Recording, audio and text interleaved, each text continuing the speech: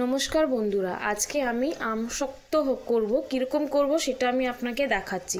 প্রথম কাঁচা আমটা নিলাম, নিয়ে ওইটাকে কেটে নিলাম বটি থেকে। ভালো করে এই পিস হিসাবে কেটে নিয়েছি, ছাড়িয়ে ছাড়িয়ে পিসগুলো দেখুন এরকম করে। এরপরে এটাকে আমি সিদ্ধ করতে কড়াতে বসাবো, একটু জল ধোয়া করে সিদ্ধ করব। আমি গ্যাসে জল নিয়ে বসিয়ে দিয়েছি, জলটা ততক্ষণ গরম হবে। আর এইদিকে আমটা ধুয়ে নিচ্ছি। জলটা প্রায় আমার গরম হয়ে গেছে, দিয়ে দিলাম আমগুলো, দিয়ে দেব।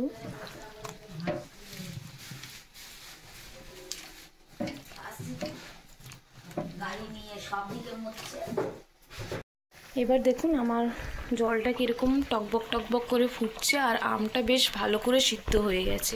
আমি আপনাকে একটু আমটা নিয়ে দেখাচ্ছি।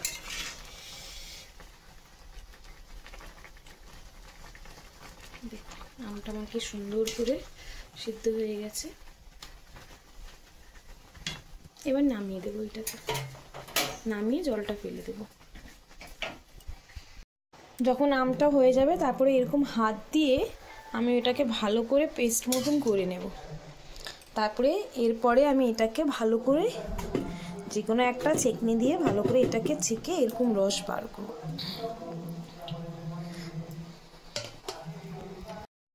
আমি চিনিটাকে একটু মিক্সিতে বেটে নিয়েছি, ঘুরিয়ে নিয়েছি, গুঁড়ো করে নিয়েছি, দেখুন এরকম। এবার কড়ায় আগুন দিয়েছি, এবার জল দিচ্ছি।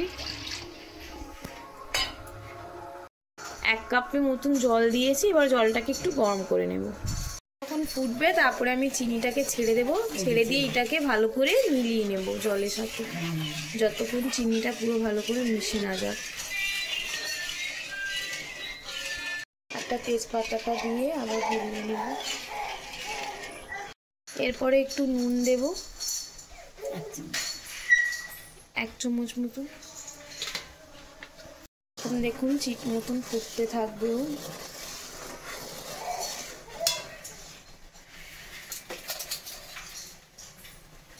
এরপরে একটু লঙ্কা গুঁড়ো দেব, 1 চামচ মতন। রং আসবে বলে, একটু ঝাল ঝাল ভাব হবে। এই আমটা আমি আলাদা করে ছেঁকে রেখেছিলাম, ওই আমের রসটা মিশিয়ে দেব। এবার এটাকে ফুটাবো ভালো করে।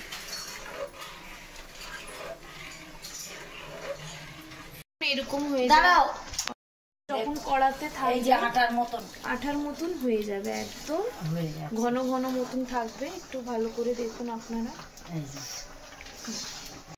থালা নেব, থালার মধ্যে একটু সাদা তেল দিয়ে, তেলটা সরষের তেল দিয়ে সাইডগুলো একটু লাগিয়ে নেব।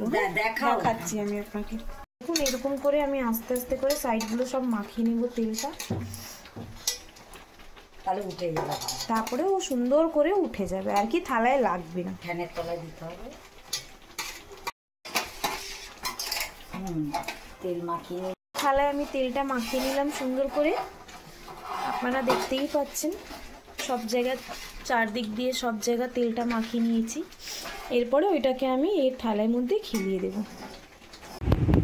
আমসত্ত্বটা সেদিন করেছিলাম, থালায় ঢেলে দিয়েছি।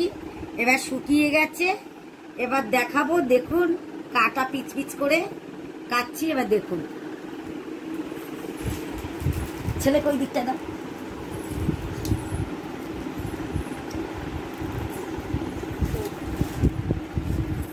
দেখুন কাটাটা দেখাচ্ছি। এইটা